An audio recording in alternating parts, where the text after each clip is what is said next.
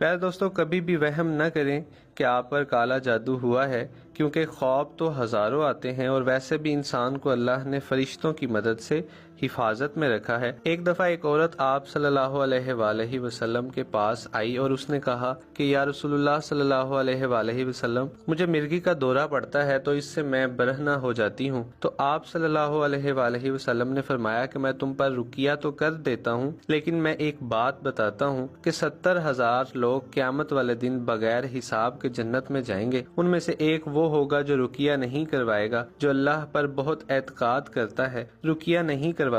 تو اس عورت نے آپ صلی اللہ علیہ وآلہ وسلم سے کہا کہ میں بھی ان میں سے ہونا چاہتی ہوں، لیکن آپ صلی اللہ علیہ وآلہ وسلم میرے لیے دعا فرمائیے کہ میں برہنہ نہ ہوں۔ تو آپ صلی اللہ علیہ وآلہ وسلم نے دعا کی اور اس عورت کو مرگی کے دورے بعد میں بھی پڑتے تھے، لیکن وہ برہنہ نہیں ہوتی تھی، کیونکہ ہمارے پیارے نبی صلی اللہ علیہ وآلہ